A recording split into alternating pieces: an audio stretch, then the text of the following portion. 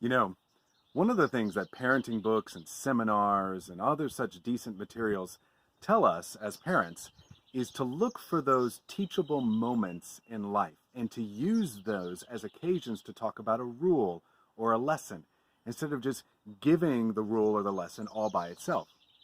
For example, on July 4th, just a couple of weeks ago, my family were right out here in our yard playing with sparklers, and I told Gabriel and Corbin not to touch the end of the sparklers because it would burn them. Now, that was a rule all by itself. Gabriel didn't believe me, thought that I was maybe keeping something from him that would have been really fun, and then touched the end of the sparkler and got burned by it. So he burned his fingertips, his thumb and his index finger. And after we got him calmed down and his fingers on some ice, I saw a teachable moment. So I talked with him about obeying the rules and a lesson about how other rules are there to help him. It was an opportunity to show him that I don't give him rules just to ruin his good time, but to keep him safe so that he has more joy overall in life, because he just had two burned fingers that were a good example of that. Your parents probably do similar things with you guys. Now, they might annoy you because, when you've just embarrassed yourself or failed or gotten really hurt, the last thing you want to do is talk to your parents about it.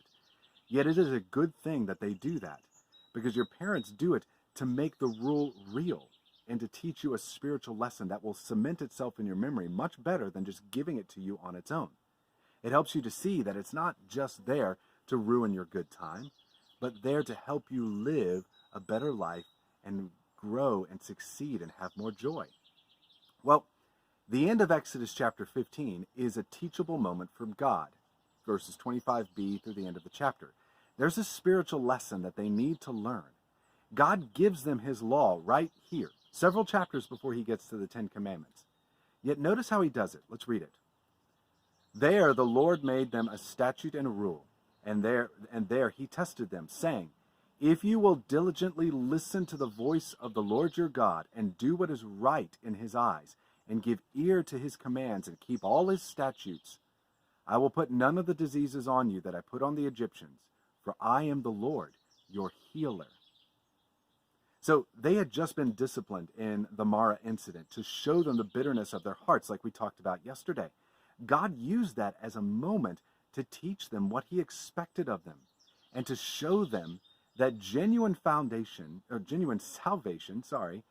is followed by God's people joyfully responding in obedience to his commands. You see, if they would simply trust him and follow his ways, they would be overall much more joyful, and he wouldn't have to discipline them. Now, that doesn't mean that everything will go just fine for them, and then they won't have any problems after this, because they will, even if they obey.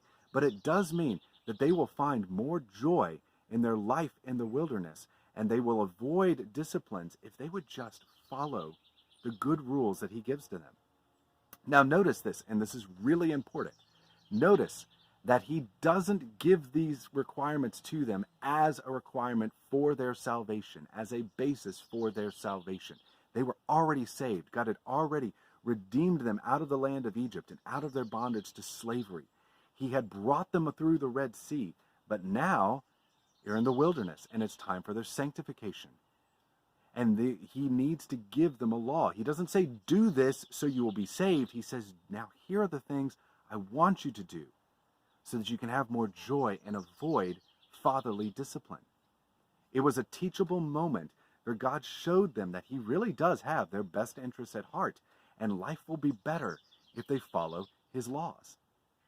And youth, our salvation, your salvation, does not depend on your goodness. Never, ever think that it does. Yet a heart changed by God through Jesus Christ will want to serve him more and will find great joy in obedience and serving him. God's laws that he gives us aren't there to spoil your good time. They're not, but to show us the best way to live and to have the most joy while still in the wilderness of this life. They are there to help us live a joyful life, even in the wilderness of this world, and to avoid his fatherly discipline. Now, that doesn't mean that everything's going to go great in your life from here on out, because you are still in the wilderness. Until you get to heaven, you will still be in the wilderness. So things that are hard will still happen.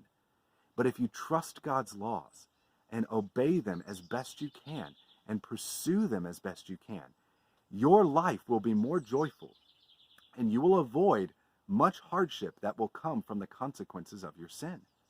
I mean, take being thankful, for example. Like we talked about yesterday, God commands us all over the place to be thankful. Yet sometimes we feel like complaining is better, don't we? But the thing is, have you ever met someone who has complained all the time and was truly happy? I never have. All the people I have met that are complainers have also been cranks and never found any joy in their life and have always been miserable. But think about those that you meet that are thankful. Even those that are sometimes annoyingly thankful. You know what I mean when I say that. Think about that. What are their lives like? They're joyful. Sometimes so joyful that we can't believe it. Just by a change of attitude, joy comes into our life or leaves it. So being obedient to be thankful brings more joy and helps you avoid discipline. In fact, if you want even some scientific reasons for that, just Google what gratitude does for your life. And there are documented cases of how gratitude helps you avoid a lot of things, have a more joyful life, and actually how complaining affects your brain and makes you dumber. So think about that too. But even if you don't think about those reasons, it brings overall joy for our life. God commands us to be grateful, not so that he can get something great out of us. God doesn't need your gratitude. He does it because it's good for you. And it will give you a better life. Trust him. Trust his laws as he's asking the Hebrews to do here.